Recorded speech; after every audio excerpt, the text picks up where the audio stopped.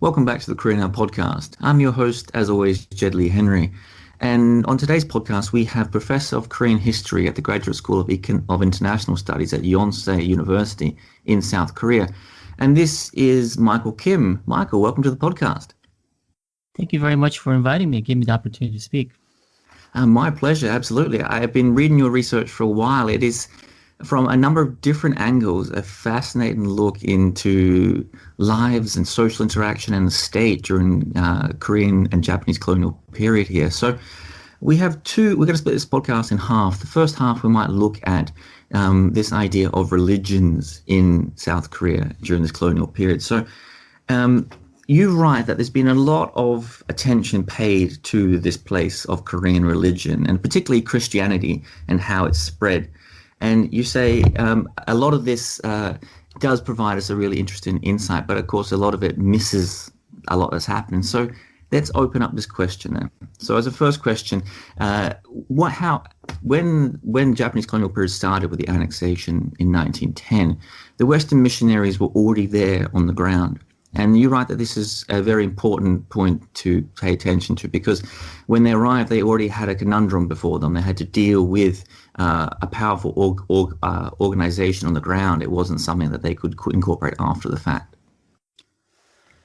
Yes, well, I think I need to kind of preface my discussion of this article with one of the reasons why I got interested in the first place, which is the status of extraterritoriality, the legal status that allows Westerners to have their own set of laws and so on, right? And so this actually plays a big role in the establishment of Christianity in Korea. In fact, King Kojong invites the missionaries in, and he gives them sort of special privileges as a kind of a strategy to balance out the Japanese interest in Korea. And so consequently, the missionaries then grow very quickly, mostly actually in North Korea, not South Korea, in Pyongyang, but also in the city of Seoul. And so by the time the Japanese arrive, they have already a very large, expansive Christian organizations that they have to deal with. And at the very start of the colonial period, you actually still have extraterritoriality. So it's not until like the mid-1910s that the Japanese can actually take action against missionaries. And so it creates a really interesting problem that the Japanese have to kind of deal with the missionaries, but the missionaries then have very close ties with Western governments, especially the United States. And so that's kind of like the conundrum that the Japanese face. They want to control the missionaries, but at the same time, the Japanese empire itself in 1910s is not a very powerful empire. Actually, those who study colonial Korea would like to kind of joke that it's a pauper's empire. The Japanese are kind of seriously in debt. They need the support of the other great powers to maintain their position in Korea. And the United States is actually a very key sort of partner in establishing colonial Korea itself. And so the Christianity sort of serves as an interesting way of looking into the U.S.-Japanese relationship during this period. So how does Christianity escape? It seems to escape a significant, as you talked about, the extraterritoriality there. So let's talk about Christianity, because it seems to escape this controversial illusion between imperialism and of course, these presence in other countries. So I might get to start there with this a very difficult period. But it's also this place where it's somehow missionaries in South Korea have managed to escape this stain that what they're doing is imperialism. Okay, I think this is another aspect of my article that I have to be careful how I phrase it, because it's not that I'm going to argue Christianity is imperialist, but Christianity can spread due to the imperialist expansion of Western powers. This is, of course, a very well-established kind of perspective in historical studies. But in colonial Korea, rather than be identified with the imperialist powers, Christianity is often identified with anti-imperialism, or sort of as a support to the nationalist interest. And I have to sort of also say that I actually agree with interpretation that Christianity serves as a kind of a nationalist support, and in fact is a kind of a nationalist force. However, there's also this element where, due to the end of extraterritoriality, the Christian churches and missionaries in Korea have to then accommodate and work with the Japanese in order to be able to establish and expand their activities in Korea. And so my paper really kind of discusses how, even though the way that Christianity is often discussed in Korean history is simply this anti-imperialist aspect, there's also this aspect where Christianity also has to accommodate imperialism in order to flourish and expand in colonial Korea. And in your first answer there, you said that you spoke about the weakness of the Japanese empire in those early days. And of course, an important part that does come through your research here is Japan have had to get very used to the idea of accommodating religions, because they've faced challenges and pushbacks throughout their period. So you run us back to 1904 with the Russo-Japanese War and with the Tonghak Rebellion, and you speak about how Japanese as a colonial power have had to get used to very early on accommodating powerful religious movements on the ground. Yes, this is another aspect that's often discussed in many other historical studies in different parts of the world, how in early state formation, many of the modern states have to actually deal with the religious organizations, right? So it's not just colonial Korea. Governments everywhere have to figure out how to accommodate religions. And so, but in the case of colonial Korea, you've got these various very widespread religious movements. So Tonghak, of course, is the great example of how this religion evolves as a kind of an anti-state movement during Joseon Korea, right? And so actually when the Japanese come in during the Russo-Japanese War, Tonghak initially, or at least a portion of the Tonghak movement, not all of them, will actually accommodates and collaborates with the Japanese during the Russo-Japanese War. But once the war is over, the Japanese then have to try to restrain and control this very large organization. And so it effectively bans the Ilchinhui, which is the political organization that the Tonghak formed, right? Even though the Ilchinhui actually helped them, achieve their supremacy in Korea. And so it's not just the Tonghak, it's also the Buddhist and the Christian movements. And so there's a series of laws that I discuss in my article that the Japanese passed 1910s, and they're all designed to control, limit the influence of various religions. Now, there's one other aspect of this article that I think I have to mention here, is that the whole concept of official religion versus unofficial religions, right? And so they have a whole category of religions that they identify as official, which is Christianity, Shintoism, and Buddhism. And then all other religions are considered like quasi-religions, right? They call it Yusa-Jongyo in Korean. And it's this group where a lot of the nativist religions can be found, like Tonghak, Taedongyo. There's so many other religions that form during this period. And actually, they have incredibly large followings.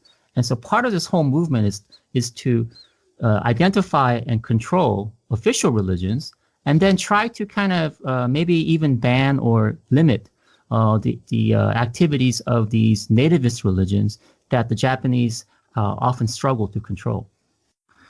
So let's walk into that period then, from 1910 up until, I suppose, the March 1st movement is a good way to buttress this. There is also this movement. So the first Governor General of Korea, he puts forward this policy. Of course, it makes it might ring familiar to many ears, the separating politics from religion. And this, it seems, is a deliberate attempt to limit religious influence and religious power inside the country. So I might get to talk about just what that policy was, but also in light of this fascinating case, the conspiracy case in 1912, where a whole series of members of Christian organizations were arrested and then often released under pressure from, I suppose, mostly American media and the American government. Okay, well, there's two sides to that separation of religion. On the one hand, the Terauchi, the first governor general, is saying that you're going to separate politics from religion. But it's also actually a kind of guarantee that the official religions will be protected and they'll be allowed to have a position in colonial society, right? As long as they kind of stay out of politics. And that's kind of the deal, I suppose, that I'm discussing in this article as a whole, right?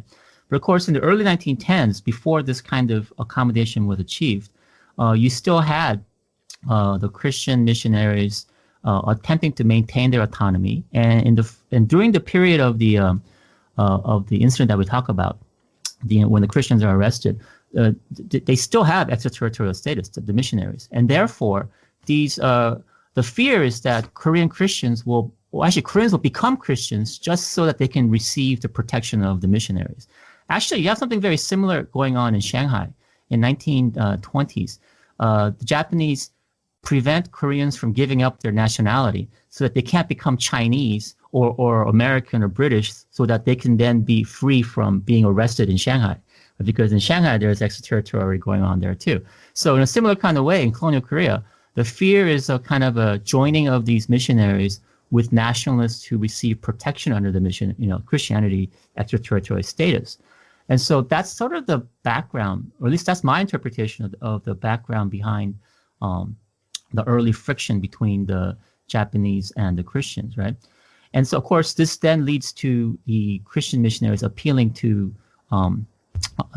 politicians back in America that, we have our interests here in Korea and it's not being recognized by the Japanese. They're suppressing us. And so this early sort of engagement between the Japanese and American government over the issue of protection of the missionaries and Christians in Korea, of course, later then becomes even bigger issue during March 1st, when the missionaries then carry out an active sort of a media campaign, right, to expose the atrocities being committed by the Japanese in colonial Korea. And so this is honestly a kind of a public relations nightmare for the Japanese colonial state, right? And so it becomes discussed at the Japanese Diet, and it becomes kind of a huge problem that the Japanese, and so this is ultimately leads to the acknowledgement that the Christian missionaries have real political power, and so the Japanese colonial state must deal with them in order to be able to survive, right? So before we jump into all those interesting details around March 1st, what were the regulations around religions at this time? So as you mentioned, there was these categories of official and unofficial religions, but I'm wondering what the restrictions look like, because of course you're right, and of course it's been noted Buddhism was fundamentally incorporated by the Japanese, but it appears that Christianity and other religions perhaps sat outside of this governmental control. But there were a number of restrictions placed on religions at the time. You're right that things like private schools were banned from teaching religious curriculum and things like this. So what were the restrictions and what did they look like at this time? Okay, so basically the primary restriction that impacts Christianity is 1915 regulations on religious propagation. So this essentially limits the activities of Christian organizations, particularly in the operation of their schools. And so already by 1910s, there's all these schools that the Christians have established. And so the question really becomes of, can they teach religious content in the curriculum, right? And so this is where my article actually gets into a lot of the religious sort of aspects. But there's other regulations that they ban unauthorized gatherings. They place religious properties under strict controls. And basically, the rest of my article discusses this whole issue of creating religious foundations, right? That if you're not allowed to create a religious foundation, then there's all these tax consequences and limits to your activities. And so the biggest demand of the missionaries in 1910s was that they be allowed to incorporate into foundations. But the Japanese wouldn't let them do that. And therefore, their properties remain sort of unprotected, right? And so it's the issue of foundations and then ultimately educational curriculums where the disputes happen. And so this caused a lot of animosity between the missionaries and the Japanese through 1910s. And then, of course, this then breaks out into open conflict in March 1st. So let's jump into March 1st. So you touched on it briefly there, but Throughout your research, there's this fascinating line. Often people think of these things in very one-dimensional terms, but you do a lot of research here, and you talk about this delicate line that the missionaries seem to be walking at the time. So they seem to be very careful not to become too involved, and they tried to discourage some Korean members from participating in the movement itself. And then you write, even though they they got the Senate involved, they got the American Senate involved and the American media involved to put pressure and embarrass the Japanese government, they were very careful to express pro-Japanese sentiments while they were doing it. It seemed to be this very delicate line that the missionaries were trying to walk at this time. Okay, well, I think we have to divide the missionaries into different groups. So there's obviously those that were openly anti-Japanese, right? And then there's also those who they expressed pro-Japanese statements, and they want to accommodate the Japanese as much as possible. And so what you see is a wide sort of range of responses. So there are American missionaries who are at the front line criticizing and running these exposés. But then a lot of organizations also are very careful, and they actively discourage their membership from participating in the movement, right? Actually, my research kind of builds off of Motto Matsutani's dissertation that he wrote at Harvard, where he kind of really gets into this division between the missionaries and the Korean church, and that many members of the Korean church felt that they couldn't really engage in political activity because the missionaries actively suppressed it. Now, again, some missionaries, I got to be careful because some missionaries actually secretly probably encouraged it, right?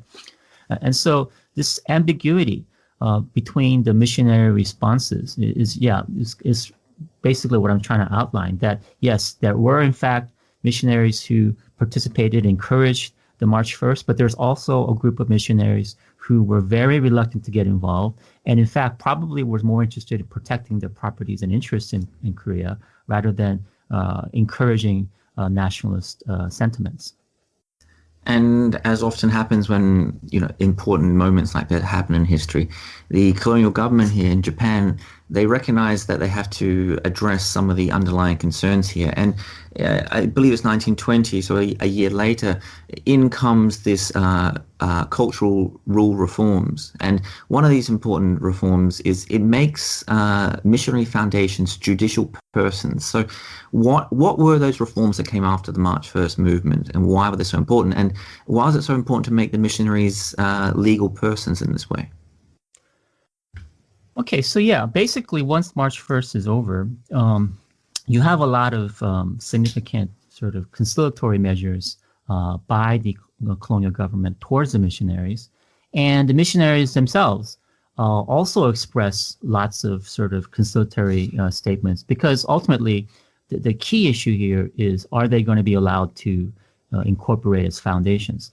Now, one of the reasons why the non-Christian sort of nativist religions, they struggle in colonial Korea because they can't ultimately become religious foundations, right? Which creates not only taxation problems, but the real problem happens when the founder of the organization dies, because all the properties of that religion are considered private property. And so what happens is succession struggles. And so I give the example of the Donghak itself, how it splits into various movements, because when the founder passes away, they have essentially a succession struggle, right? Whereas if you create a foundation, you just designate one person to receive the whole foundation, and the next person is registered, then there's less of a chance that the properties would get split up and divided, right? And of course, the Christian missionaries do in fact receive permission to create these foundations, which then gives them official protection and a legal status that allows them to then expand into the area of social work and education, which I also discussed. Now, I think there's also another important aspect here of the education reforms. And so essentially the Japanese allow the Christians to create their own Christian education system where they can teach religious content in the curriculum, which had, of course, been one of the primary points of friction in the 1910s. But then what happens is, once you become designated as a alternative Christian school, you're no longer recognized within the Japanese system, and therefore, if you want to attend a higher level Japanese institution, you can't, because your school is not recognized as part of the normal school system, right, which follows the standard Japanese public school curriculum. And so what you see is interesting struggle between the students themselves and the missionaries, because the missionaries want to continue their Christian education, but the students, they start to actually strike and organize to be able to change the curriculum so that they can then move on to higher level education in the Japanese system. Now, there's actually a difference between the way the Methodists approach this and the way the Presbyterians approach it, because Methodists actually run schools that conform to the Japanese system. They began doing that in the 1910s, and they continue to do so. And so they actually don't have this struggle with the Japanese. Whereas the Presbyterian schools, they insist on maintaining a religious curriculum. And so they are the ones that often have the biggest problem with the Japanese education system, right? And so they continue to run this system throughout the colonial period. And basically, yeah, the accommodation that arrives in the 1920s to allow the separate system to exist. What about other aspects of social work? Because, of course, you mentioned that the Japanese colonial government is desperate to improve and develop Korea, but of course it doesn't have the resources. And so it is quite welcome to a lot of these religious organizations that want to do social work. So apart from education, what else were these missionaries key in developing across the peninsula? Okay, this is a point that I sort of repeatedly emphasize in a lot of my research, that there's a kind of a key decision made by the colonial government in the 1920s, where they pass what they call the sort of the local government ordinance, right, where local governments are going to be responsible for funding their own schools and welfare and so on. But the problem is, the only local governments in colonial Korea that can do this are the urban sort of city governments, right? Mostly because they have lots of Japanese residents who can pay higher taxes and be able to afford, establishing their own schools and so on. But in the countryside and in many parts of colonial Korea where there's predominantly impoverished Koreans, there's just simply not enough local revenues to be able to afford their own schools and build hospitals and so on. So this is where an interesting kind of phenomenon takes place, where essentially the Japanese allow the Christian missionaries and other foundations, it's not just religious foundations that do this, they allow them to engage in what they call 사회사업, which is social work, right? But social work means something very different in Korea. And this is where my research actually connects to contemporary South Korean society, in that even today, many of the schools and hospitals and social work are run by foundations, and predominantly a lot of them are religious in nature, right? And they continue to offer a lot of the welfare, education, and medical services that the Korean state during the era of high-speed growth wasn't able to really sort of focus on, right? And so one of the sort of the political sort of lines that exist today in South Korean society is this sort of struggle between state-run public organizations versus these private foundation-run schools and organizations that fulfill many of these sort of basic government services, right? And so I trace this all the way back to 1920s, where we see the foundations of this system where social work is essentially sort of contracted out to private interests because the colonial state itself can't really afford to do this. At the same time, the colonial state also creates their own institutions, and so they're in competition with these private interests. And so this is sort of the dynamic that I'm identifying here. So does the Japanese colonial government allow so much social work to be done? Because it does imply a huge level of influence within the country. So do they allow it to be done simply because they, again, don't have the resources to do it all themselves? Or is there a change within the missionaries themselves? Do they become more apolitical after the March First movement? Well, I think this is actually the same system in Japan as it is in South Korea. And so we need to kind of get the bigger picture that the Japanese system itself, ever since the Meiji period, relied on private interest to take care of a lot of their sort of social work, right? And this is where a lot of the patronage and influence comes in. That back in Japan, a lot of these foundations are created by people with political connections, right? And the same kind of thing happens in colonial Korea as well. That Japanese and Korean wealthy businessmen, for instance, with social connections are able to create these foundations, but the religious organizations also participate, even more so than back in Japan, right? And so this is really part of a broader system that helps explain the kind of welfare system that Korea and Japan operates, right? And it has this sort of deep historical origins. So even though I talk about missionaries here, this is really the way that the welfare, education, and health system evolves in both countries, right? And so even today, this is why, I don't know if many people know this, but there's only like 3 countries where you have a lot of private universities. One is, of course, America. The next 2 countries are Japan and South Korea. In almost every other country in the world, most of the universities are actually run by governments, right? And so how do we explain this? My article is actually one of these attempts. So let's pause on that, because I did find that one of the really fascinating parts about your article. So what do you put it down to? Is this a holdover of law from this period? Is this a holdover of law, or is it a holdover of cultural? Is it a cultural thing that has inside the minds of many Koreans that they've simply kept that cultural that idea that it's not for government to develop schools or hospitals, but for missionary organizations, for example? Or is there some sort of law in the book that encourages this or restricts government intervention? No, well, I think we have to understand this, that both Japan and Korea are late developers. And so they focus so much of their resources on economic and the political sort of aspects, right? Which then leads to a kind of a lack of attention and resources invested in the social sector, right? And so we can kind of see this as a kind of a way, a developmental strategy, right? Of focusing your resources on economic growth. And then allowing the private sector to then engage in social work. So essentially what you see in Japan and Korea are for-profit nonprofits. I suppose that's the best way to look at it, right? That the churches actually run all these schools, but they do take tuition. And the hospitals, of course, also receive payments, right? So these are businesses at the end of the day, right? But they're run by nonprofit corporations, right? And so this particular model has actually been discussed in many different studies and so on, but very few actually identify this going back into the colonial period.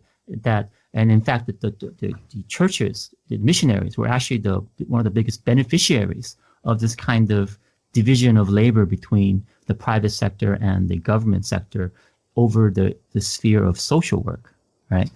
And so, yeah, so I mean, that's why I'm resistant to say this is necessarily a religious issue, because I'm really putting my finger on a bigger issue here of how do governments develop both a social welfare net as well as achieve economic growth, right? So how much of a restriction was it, do you think, for those organizations that were left out of the official recognition? So did they suffer huge setbacks in this regard? Or I'm wondering how that handful of religions... You have to receive this foundation status to be able to participate in the social work, right? And this is why you see that almost all the schools and hospitals are run by the Christians. They're not run by the Tonghak or the other nativist religions who are not allowed to enter this space because they don't have the nonprofit status, right? So, of course, my article sort of highlights this is one of the reasons why you see such a spectacular growth of Christianity in colonial Korea, that the Christians dominated social work, right? And so, many of the Koreans who attended Christian schools and went to Christian hospitals, they probably weren't necessarily Christians, right? But you have to kind of join the movement in order to give access to these facilities, right? And I also mentioned how what you see in colonial Korea are these enclaves, right?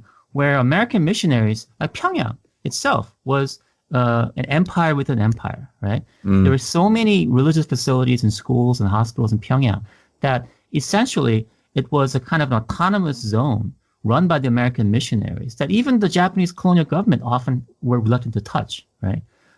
And so not just in Pyongyang, you see these sort of enclaves being established throughout colonial Korea where missionaries have a very powerful influence. They run the schools, the hospitals.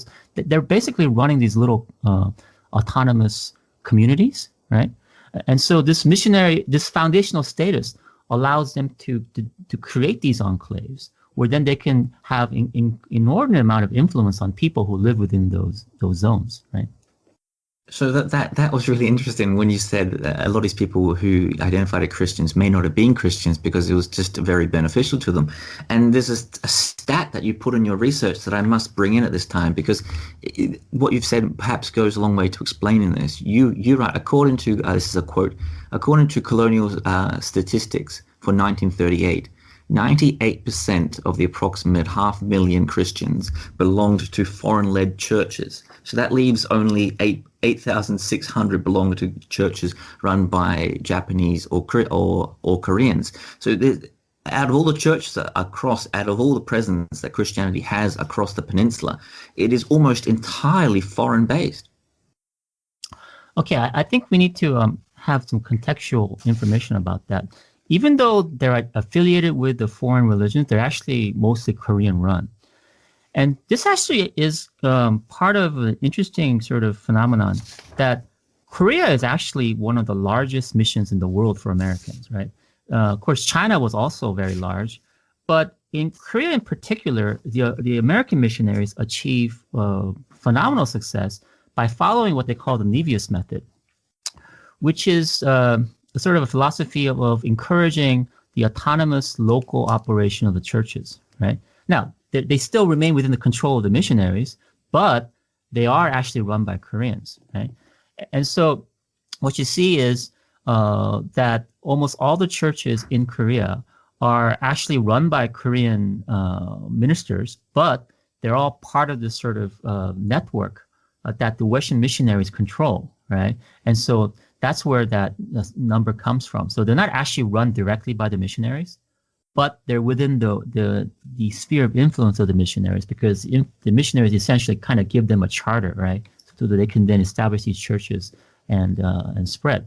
And so this sort of strategy was very successful. And if you look into missionary sources, they celebrate this, that, in Korea, we follow the Nevius method. We allow these autonomous churches to form, and therefore, the Christian mission in Korea was such a success. At the same time, because there's so many autonomous Koreans in charge of these churches, they actually don't always agree with the missionaries. And so again, I mentioned Moto Matsutani's research where he highlights this sort of friction between the Koreans and the missionaries, that it's not necessarily smooth sailing. At the same time, the missionaries run all the schools and hospitals and so on. And so this is what gives them this sort of influence over the Korean Christians, right? Even though if you look at it structurally, they're all supposed to be autonomous, but they all live within this sort of missionary sphere where missionaries are so dominant. So what happens when in 1937 when the second Sino-Japanese war really breaks out? There seems to be a change in attitude from the colonial government. They seem to be a lot more restrictive. They certainly seem to want to make sure all religions pay worship at Shinto shrines. So what change happens at this period? Okay, so basically, as you noted, the shrine controversy, right? So you have about maybe a period of 20 years, or 15 years, where the relationship between the missionaries and the Japanese colonial state is very peaceful, right? It's competitive but peaceful. But then once the shrine controversies start, this is when a certain section, mostly the conservative Presbyterians, they refuse to allow the shrine worship in their schools.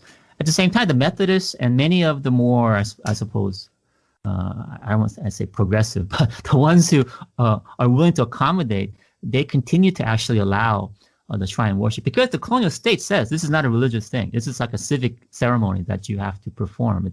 It doesn't. They're very careful to say this doesn't at all impinge on your religious freedoms, right? At the same time, they're insistent.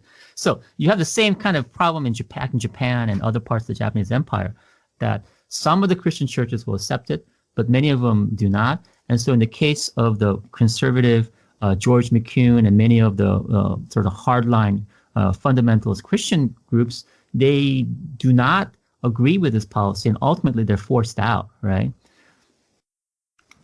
And there's this remarkable thing that many people perhaps we're going to wind back in a moment to this this war period when we speak about your other article, but there's a remarkable thing that seems to happen after the Japanese colonial period, where particularly under President Park Chung-hee, this status of official and unofficial religions and this broad line that you draw that was drawn between them, this continues, it seems, afterwards, all the way up until the 1980s almost. Yeah. So essentially, after 45, there's a period when the Korean government doesn't really pay attention so much to religious issues. But then under Park Chung-hee, what you see is an effort to restrain and control the religions again, predominantly because many of the Christian churches in the Park Chung-hee era actually become kind of anti-state, right? Many of the followers and so on. And so this is an effort to restrain the religions reappears in Korean politics. And this is when, interestingly enough, they kind of trot out these laws and regulations that go back to the colonial period between the official and the unofficial religions. And as I mentioned in my article, some of the religions who got incorporated are allowed to exist as foundations, but the newer ones are not allowed to exist, right? And so even today in Korean society, you have this sort of concept of what is an official religion versus unofficial religion. And in many cases, those unofficial religions, they can kind of be suppressed, right? If the state so desires. So let's jump across to your second article here. And there will be a lot of similarities in people's minds when they hear this, because there's going to be through looking at this dynamic, you get a wonderful insight into the everyday lives of people during the colonial period, and not just that, but how the colonial government struggled to interact with its citizens and the changes that it tried to make. So as we step across into looking at industrial warriors and this policy that the Japanese government pushed in, perhaps I should first get you to explain what was happening on the ground in 1943 and around that period that brought this policy in. It seemed the Japanese war machine is declining in some ways, and they are desperate for manufacturing. They are desperate to improve productivity. Okay, yes. So when I'm moving on to the my article on industrial warriors, basically what you see in the wartime is a kind of a total war, right? And the Japanese are constantly reinforce this issue that victory in World War II is going to happen through industrial production. But the problem is the Japanese have not really trained and encouraged the development of an industrial workforce in Korea. Now, we'll get into this, I'm sure, in detail, but most of the skilled workers in colonial Korea are actually Japanese. And the Koreans, so they sort of fulfill the unskilled portion of the various industries, right? But during the war, 1940s, you suddenly have a need to basically rush all these people into the industrial factories, right? And so, of course, I start out with sort of pointing out that they create the system of giving medals and honors to industrial workers, right? Which is kind of curious because throughout most of colonial Korea, there weren't a whole lot of Korean industrial workers, right? And so that's why I set this up that, well, you have these efforts to reward these people, but then if you look at the actual discussions, they keep pointing out how the Koreans have overcome their sort of negative tendencies of sort of floating around and not staying in one location. And so this is where I start to get into sort of So what exactly is this characteristic of Koreans that they're overcoming in order to be able to receive these awards, right? And that's really the structure of my article. I get into why do the Japanese believe the Koreans have a problem. Well, let's get into one of the intellectual reasons why you seem to be motivated to write this article. And this is fascinating because you write that a lot of the ways that historians have looked at this issue has been fairly rigid in some ways. They seem to look it through this nationalistic historiography, this lens where there are victims and victimizers, domination and the dominated. But you write it is a lot more subtle than that. So before we jump into it, what is that prevailing trend in academia look like that you're pushing back against with this article? Okay, well, I don't know if I'm pushing back against it because, again, I need to clarify that I am in no way challenging the idea that Koreans were forcibly mobilized, right? Yes, that happened. And in fact, millions of Koreans were forcibly mobilized. However, we also need to look at the entire process to see that there's also a level of voluntarism, more so in the early periods and the later periods, right? And we also have to ultimately look into the whole question of colonial agency, right? And actually, this is what I'm discussing in my religious article as well, that there's the agency of the Christians and the missionaries and the various people and how they have to accommodate and sort of navigate the system that the Japanese create, right? But this is even more clear in this article. What I'm trying to discuss is how individual laborers, right? They're given a series of choices. And so what they choose within this coercive system, right, is something that we need to take a very close look at because we can't explain everything simply by coercion, right? You can't force someone to do something that they're 100% against. So you create this coercive system, but what are the carrots? What are the incentives that you create to encourage people to ultimately go along, right? And so rather than taking a kind of a passive view that people just do whatever they're told, trying to sort of recover some of their agency. What were some of the choices that they made because perhaps they ultimately rationalized that, well, we also have these benefits by, I don't want to say benefits, but incentives, right? By following this system. Well, let's jump into some of that then, because let's start again with just how poorly prepared. This is like, again, another race that Japan is having at the time, desperately trying to fill in the gap that they missed in their empire here.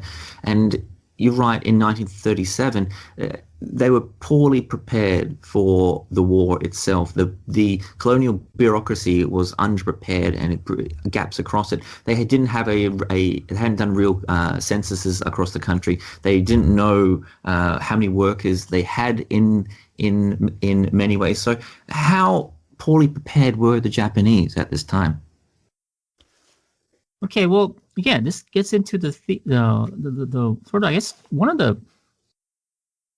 the issues that I like to sort of emphasize in a lot of my research is that the Japanese actually weren't so omnipotent that they didn't necessarily know what they were doing in colonial Korea.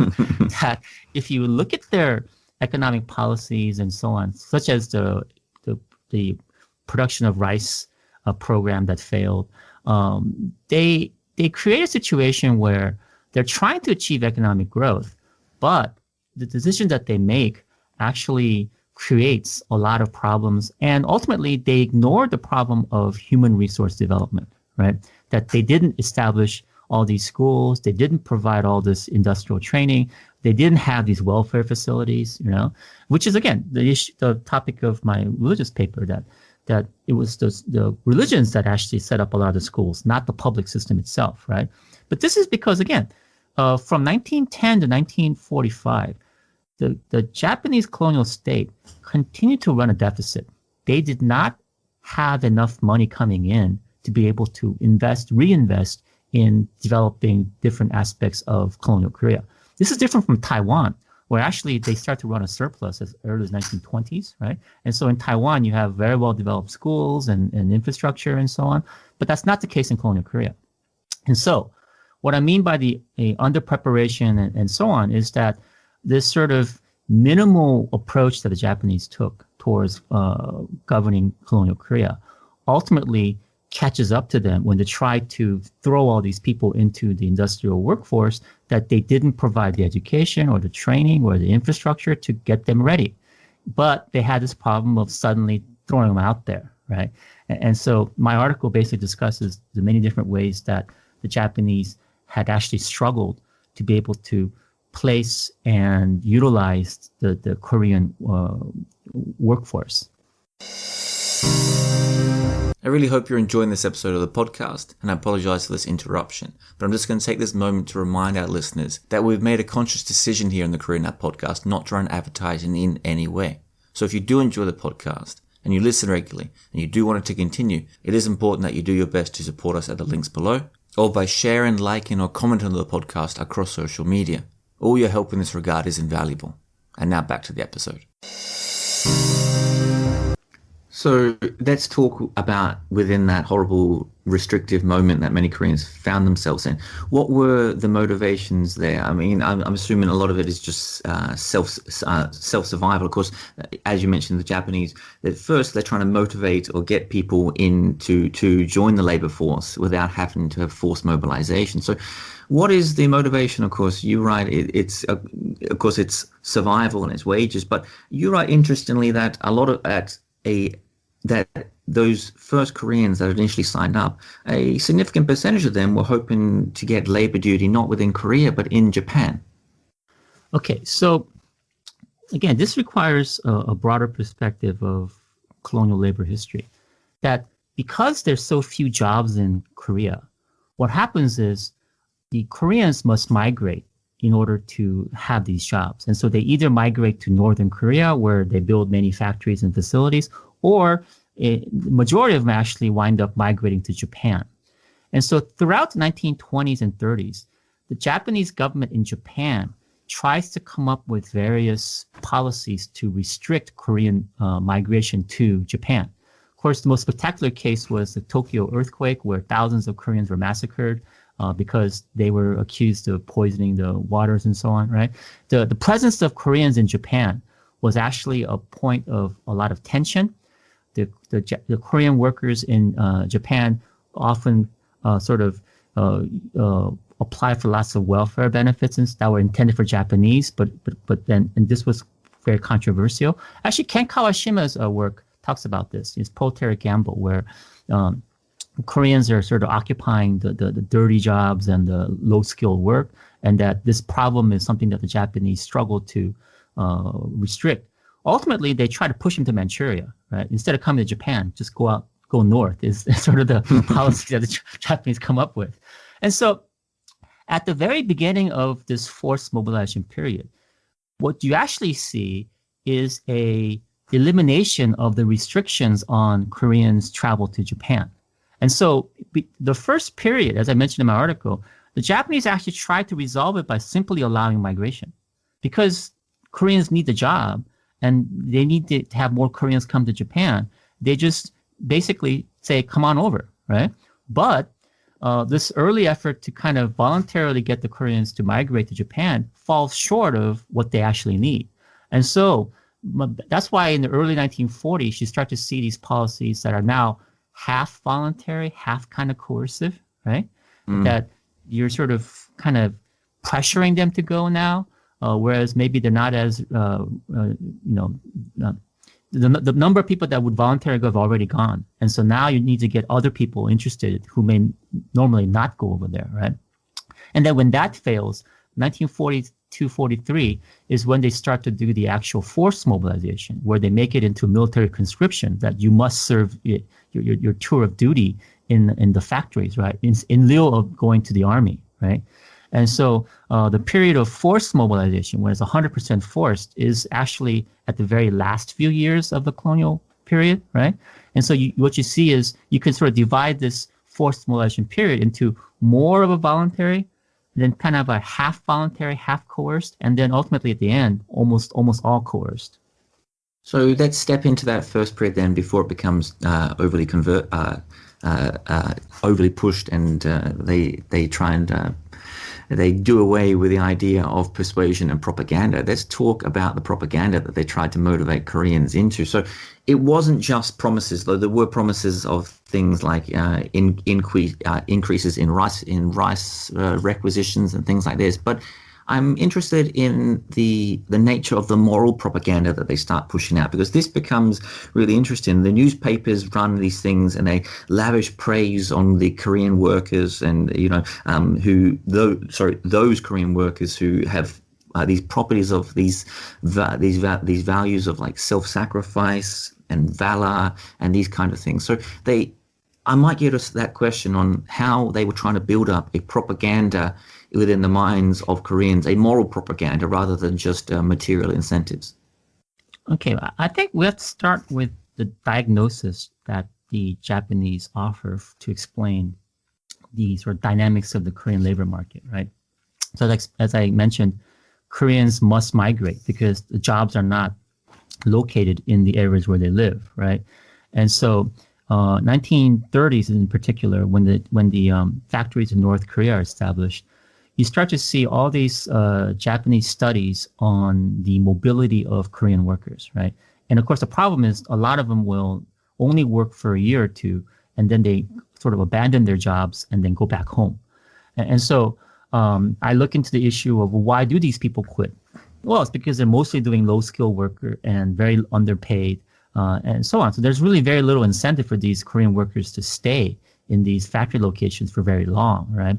Which then creates the problem that you can't really build up over a long period of time a base of skilled workers who can operate many of the complex machinery in these factories, right? That's actually done by the Japanese settlers in Korea. And so once this wartime propaganda starts to go into full motion, you see that a lot of it is really trying to encourage sort of this sense of responsibility, sense of duty that the Japanese have identified as what's missing in the Korean population, right?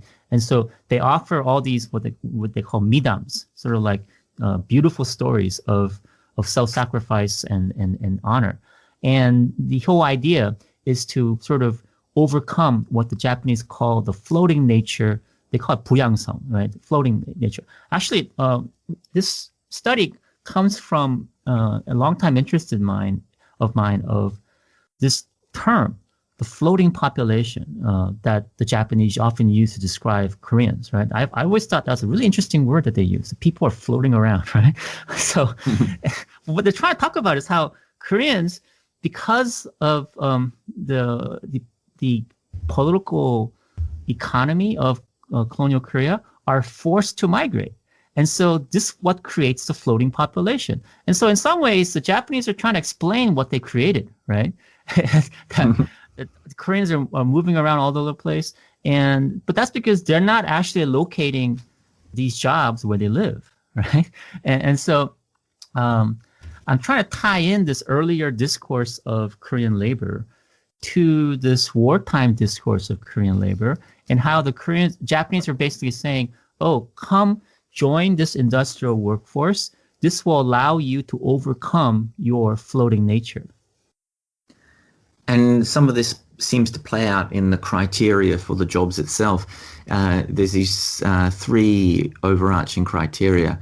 The first one is someone who has daily passion for the job and inspires others. The other, which is a bit nebulous, I suppose, someone who researches ways to increase productivity. Again, a little bit nebulous. But the third one isn't. Someone who has worked diligently for over 20 years to receive the Central Award and over 15 years to receive regional awards. And this last category, it feels like, I'm not sure how you see it, it feels like that is in place to directly try and contradict that floating nature. Yeah. So basically, they want you to stay in one place for 20 years, right? Which is actually kind of hard for Koreans. And as I mentioned in the article, you only find them in the railroad and certain like departments where Koreans have been employed for long, like police, right? Where they've been employed for a very long time. You don't really find them in the industrial factories where it was, again, predominantly Japanese who filled the higher level skill positions, right? And this whole effort to valorize and incentivize and honor industrial workers is really trying to get them to, Koreans encourage the idea that they should stay in one place. I want to ask about this. Another way that the Japanese tried to improve morale, I suppose, is the right way to express this. They had these traveling troops of singers and entertainers that would travel around to all these bases. This caught my eye, and it must catch everyone's eye that reads this. You write, the phrase they used was comfort. And this, of course, appears, people have this notorious idea of comfort women, of course, but it's also a phrase that they use for these traveling bands themselves. So I might get you to talk about what they were, but they also seem to have this, they hoping to improve morale. And you're right, they often had the opposite effect because people suddenly got nostalgic for their hometowns. And then they would, in the morning after these events, they would often leave.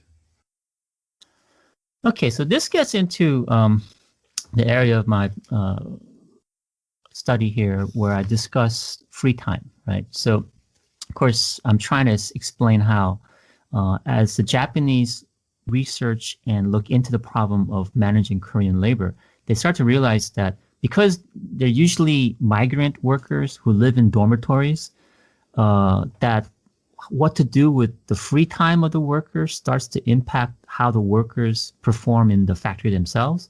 And so, because this is where my article is really talking about a transformation of everyday life, right? How everyday life becomes a topic of management and control. And so quite a lot of discussion within the colonial sources on labor relations talks about what to do with free time.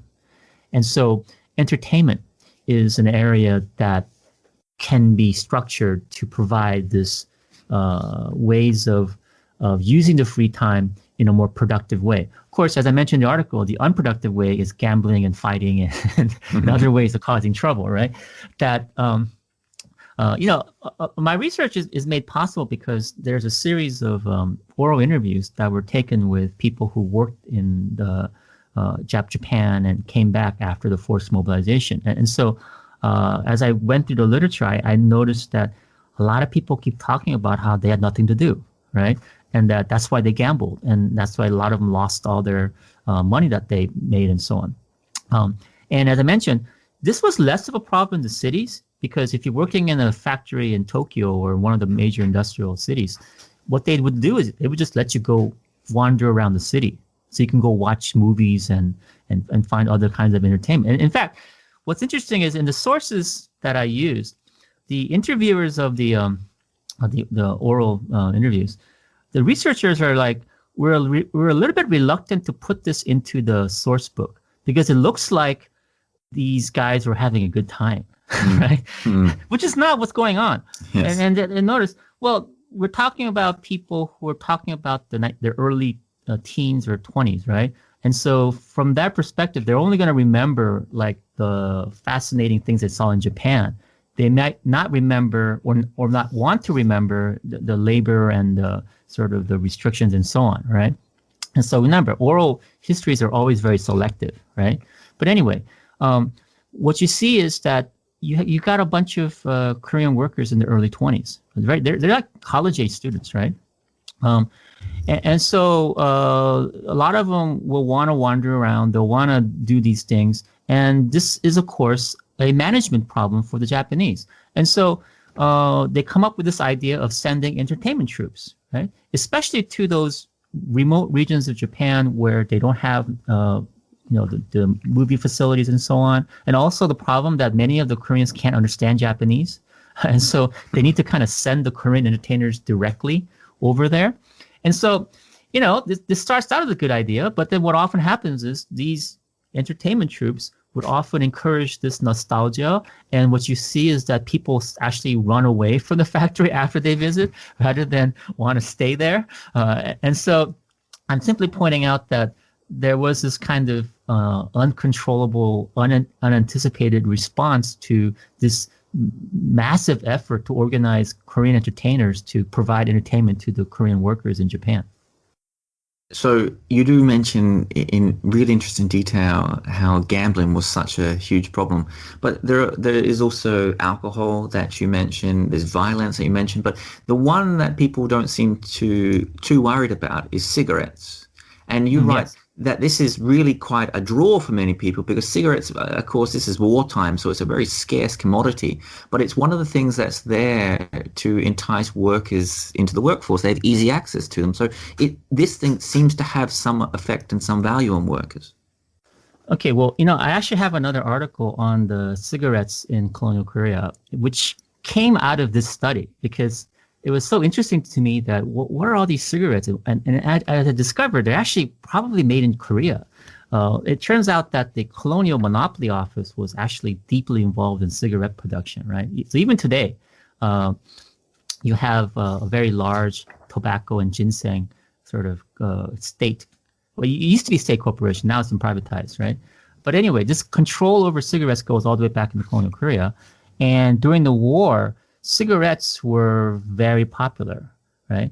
And of course, I talked to my students who all tell me that they began smoking in the Korean army. I realized, Yes. oh, there's a kind of a connection between cigarettes and offering incentives for people to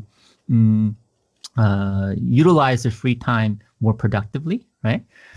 And so as I got into this, I realized that a lot of the rationing was all about cigarettes, right? And in fact, the cigarettes themselves are probably produced in Korea in many cases.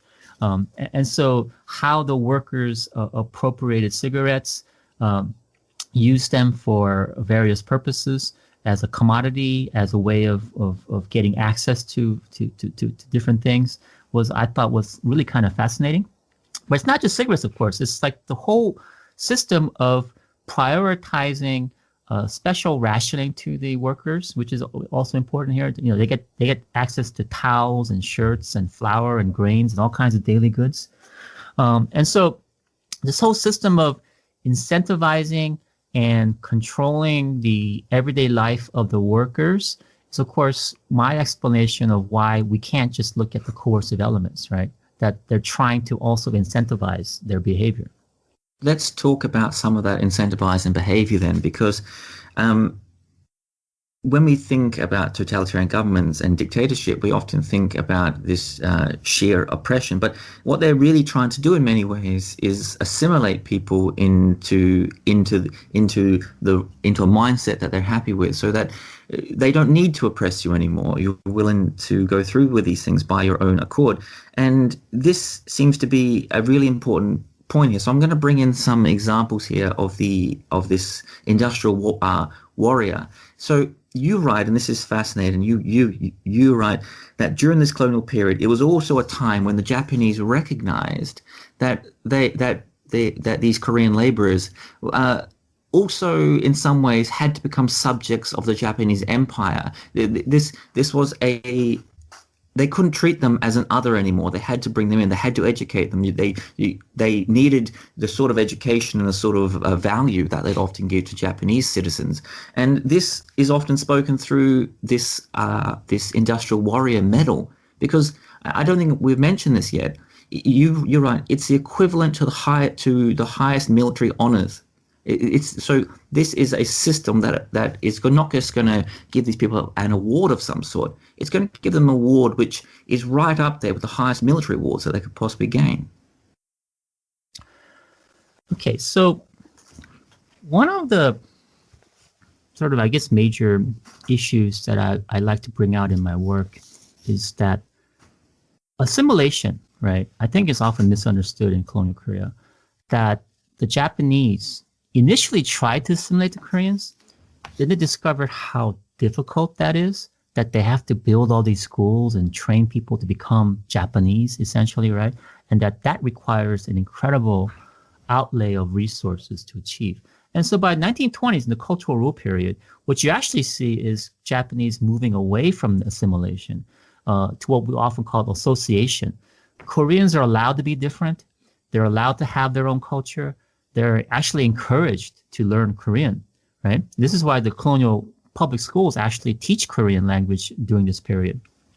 But then when the war breaks out in 1937, all of a sudden the Japanese have a much stronger interest in assimilating Koreans again, because now they have to get them to work and mobilize them for the war. And so the policies that encourage sort of like separate Korean identity and separate Koreanness suddenly becomes sort of transformed into now everybody must become Japanese. But the actual task of assimilating all the Koreans, again, requires an incredible amount of resources and so on, which the Japanese do not have. So instead, this is where I bring in this concept of differentiated assimilation, that instead of trying to assimilate the entire group of Koreans, what they're trying to do is assimilate the worker, right? And so the source I provide for this is actually, interesting study that the Japanese have on their labor relations, where they actually say this, that during the wartime period, we call this managed assimilation. What does that mean? It's what becomes necessary when the Koreans enter the Japanese labor force, right? So they're becoming Japanese workers, right? And so in order to do this, they have to be given all the benefits and incentives of the Japanese laborer, right? And so essentially what you're seeing here is Koreans being incorporated into an incentive system that already exists for Japanese workers. It's just that previously Koreans were not allowed into the system, right? But the war necessitates that Koreans on a limited scale be allowed to enter and become assimilated as Japanese, right? And so that's why this paper is ultimately about assimilation, but how the Japanese only focused on those Koreans who came into their system. And until they went to Japan and became accepted as sort of like regular Japanese workers, that previously they had no concept of including Koreans into their sort of labor incentive system, right? And perhaps to explain that incentive system and what it was like for these industrial warriors, perhaps we should mention what it was like outside of this labor wartime mobilization system for everyday Koreans. I'm assuming that they also had to deal with a certain amount of top-down governments and imposition in their lives. But I also imagine that the incentives for improving their lives were dramatically reduced by not being a part of the labor system. But perhaps, I'm not sure, were their lives any less restrictive also as a result? Okay, well, this is where we can throw an interesting question. If you're living in sort of rural Korea, far away from any center of Japanese domination, how much impact does a colonial state actually have on your daily life? My answer to that is probably very little. In fact, if you leave the cities and you go into the rural communities of colonial Korea, there's very few Japanese. Most of the Japanese live in the cities, right? So you might see the head of the police office or a few other business people in town, but the rest of your local community is actually all run by Koreans, right?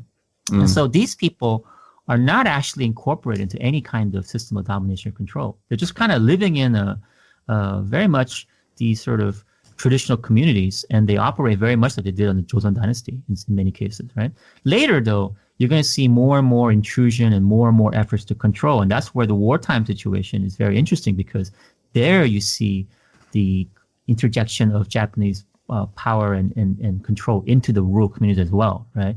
It actually begins in the early 1930s with the sort of self-reliance movement under Ugaki. But by the war, you see this even more dramatically, right? Now, I want to kind of take it back a little bit because you mentioned the totalitarian governments and how they operate. So this article was actually influenced to a significant degree by my interactions with Alf Lütke, who was a German historian of East Germany, right? He was one of the founding members of sort of historical anthropology studies, right? And he came to Korea once a year for about 10 years under what we call the world-class university. And so my discussions with Alf, his contribution to understanding Nazi Germany was explaining how ordinary Germans under Nazi system, the workers, actually benefited in some way, right, from the Nazi policies that gave them coffee breaks and cigarettes and all these little incentives and provided them vacations and so on, right? That we need to understand these totalitarian states not only from the coercive aspect, but also from the little ways that they provided comforts and sort of daily pleasures, as Alf likes to call it, right? And so I'm sort of kind of taking that framework and applying it to colonial Korea, but I need to be careful here that it's not like this is impacting all the Koreans, right? In fact, we're talking about a fairly small percentage of the population, maybe a few 100,000 people that are incorporated fully into the Japanese system of labor, right? That for these people, what we can see is a sort of interesting combination of coercion and consent, right? That once you become incorporated into the system actually provides you with many of the daily necessities and consumer goods that you actually want in your life, right? And that ultimately, in the modern era, I think a lot of people have to make these little compromises that they're going to accept a certain degree of control as long as they receive a certain degree of daily pleasures. So, as a final last couple of questions here, I'm wondering how successful you think this policy was. So, I suppose at first, how many of these industrial warrior awards were handed out when we look back on this period? How many of them were actually handed out, and how many of them were awarded to people? And how successful do you think this propaganda was in achieving what the Japanese hoped it would? Well, it's actually hard for me to figure out how many of the awards were rewarded, because now we know how many were rewarded at the central level, which is a very small number, like maybe a few dozen. But then many of the local governments and various organizations offered sort of these awards and so on. So they probably number in the thousands if you add up all the local kind of awards out there. And also within the factories themselves, they had all these little awards given to the people who, like, employee of the month, essentially, right? Those kinds of honors were also given out at the factory level. But this whole idea of encouraging work that to shape people's attitude towards work, it's not necessarily a colonial phenomenon, right? This is something that you need to encourage in any modern society, right? And so this gets back into the question that Alf Luca, as we discussed colonial Korea, he would often ask the question, what's the difference between modernity and colonialism? Is there actually a difference? Because isn't modernity all a kind of a compromise and, us entering these kinds of regulatory behaviors, right? And a kind of maximizing of efficiency. That is it really colonial, what I'm talking about here, right? And I have to say, I don't have an answer to that. Yes, it's colonial because of this unequal relationship between the Japanese and Koreans. But the minute that the Japanese incorporate the Koreans as Japanese workers, that actually signifies the end of colonialism in some ways, right? That you're going to be treated just like a Japanese. Now, the problem of this, though, is that the Koreans do not have the political rights. They cannot vote. They do not have all the sort of the benefits of the Japanese citizen during this period. And so we really have to get into what was this entire system all about? Were these Koreans actually given the same rights and responsibilities as Japanese? And the answer is no, right? And that they're trying to mobilize these Koreans without giving them the full recognition of their humanity. And this is where I'm very reluctant that this article can get misinterpreted as my attempt to sort of explain that the Japanese did everything rational and that it was not a coercive system, right? That's not my intention at all. I think one of the problems of this whole dispute between Japan and Korea over the historical issues is that we don't wind it back properly. we don't really look at what were the Japanese actually doing, what were the Koreans doing, what was the system under which they operated, right? Because then we can see that these workers in 1943-44 were actually conscripted. They're taken to factories in Japan. And yes, they are treated like Japanese workers in terms of some of their benefits, although there's probably a lot of discrimination there too. We can get into the details of that, treatment between Koreans and Japanese workers in Japan. Nevertheless, they did try to give them a kind of equal treatment as Japanese, but it was happening under American bombings and the destruction of these facilities. And actually, Korean workers didn't want to go to these factories in Japan by 1943-44. I don't know if you know this, but when the atomic bombs were dropped in Nagasaki and Hiroshima, about 20,000 Koreans perished in that bombing, right? Yes. Because these were the forcibly mobilized Koreans, right? So why would these Koreans want to be there in 1945 working in these factories when they know that they're going to get firebombed or nuclear attacked by the Americans, right? So I think we need to kind of understand the context of what's going on, understand the system, and then we can finally discuss what actually happened during this period of forced mobilization. So as a last question there, what your research does show, even if that what you said there was a tricky question to answer before, what your research does certainly show, and this comes through both the articles that we've done, is a wonderful insight into the everyday lives of people within colonial Korea and how they interacted with the government themselves. And you've written here that it also, in some ways, might run contradictory to these existing nationalistic paradigms in Japan and Korea itself. And said a lot of these encounters with the state and with modernity, they are often ambiguous. So what do you think does come from this research then? If in fact, as you said there, it's very hard to be too definitive about the last part. What does really come out of this research? Am I missing something? Because what hits me so strongly from this research is that insight into the everyday life and the challenges of a totalitarian government, for example, challenges they have to interact with their citizens, and the citizens is the wrong word, of course, and the challenges of those people to interact with the government. So I wonder how you see your own research looking back on it. Okay, well, I think one of my contributions here, I suppose, is that I'm trying to complicate this whole discussion of forced labor, labor exploitation, and so on, by pointing out that it goes really far back into colonial history, right? That this effort to control, restrain, and manage Korean workers, it's all part of a policy of trying to keep them on the job while not paying them fully for what they're doing, and also not providing the level of education necessary for these workers to thrive in these situations, right?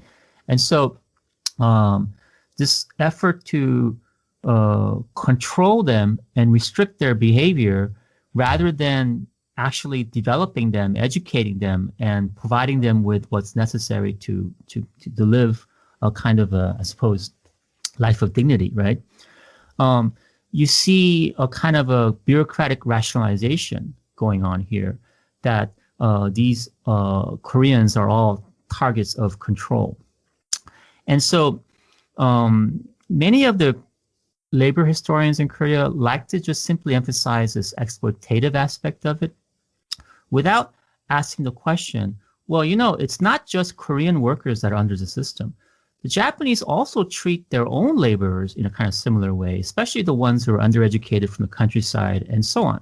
So that, yes, there is a kind of a colonial aspect to this, but it's really about capitalism and labor relations under capitalism and the different sort of tiers of workers that exist, and that the Koreans were mostly found at the bottom tiers, where we see this issue of trying to control their behavior because we don't actually have the human resource development there. And this is where I like to then bring this research to the contemporary period, that actually what I'm describing here can also be found in the migrant workers and the factories in South Korea today, that there's all these efforts to limit their mobility and keep them on the factory, that they take their passports of the migrant workers from Southeast Asia that come to Korea. This is part of a system of controlling laborers and workers that go all the way back, not just to colonial Korea, but you could find it in Great Britain during the Industrial Revolution, that these are all efforts to control labor movement, right, and labor behaviors. So because we miss this larger picture of this struggle between workers and the state and the factory owners and so on, we often restrict and reduce this period into simply, pro and anti-Japan and so on, which unfortunately misses this larger picture of what's really going on, right? And so I would just simply like to add this dimension to the wartime discussions over Korean laborers, because one of the big unresolved problems between Japan and Korea is the compensation for all these workers, right? Yes. So, this gets into a much more elaborate discussion, but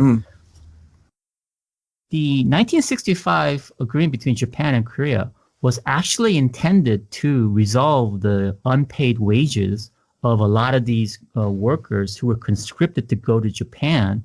Many of them died there in the bombings and so on, and many of them returned to Korea without actually receiving their wages, because a lot of them were forced to deposit their wages into these bank accounts that they couldn't access until their labor duty was over, right? And so we have the whole complicated issue of labor compensation. Were they actually paid wages for all this work that they did? Some were, but a lot of them weren't.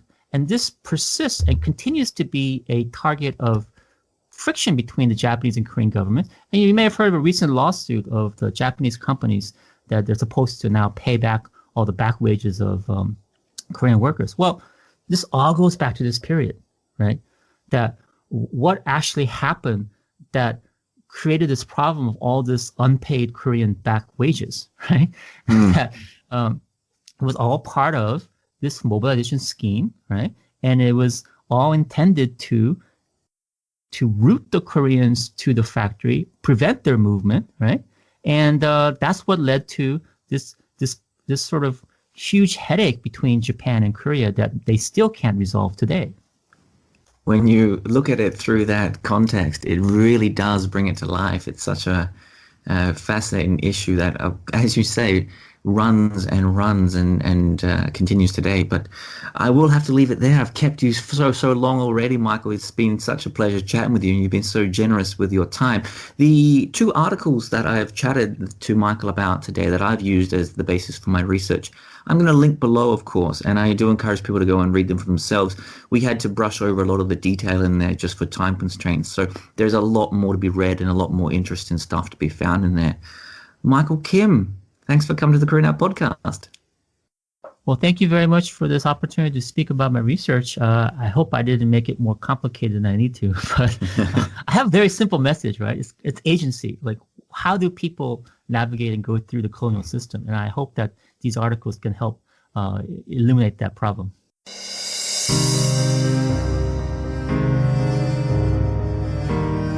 Thank you for listening to this episode of the podcast. I really hope you enjoyed it. This is just a final reminder that we've made a conscious decision here on the Colonial podcast not to run advertising. And so the podcast is entirely funded by you, the listener. So if you do want it to continue, please consider supporting the podcast at the PayPal or Patreon links attached below. Or importantly, you can share, like, or comment on the podcast across social media. And on that, I hope to see you again for the next episode. Thanks again for listening.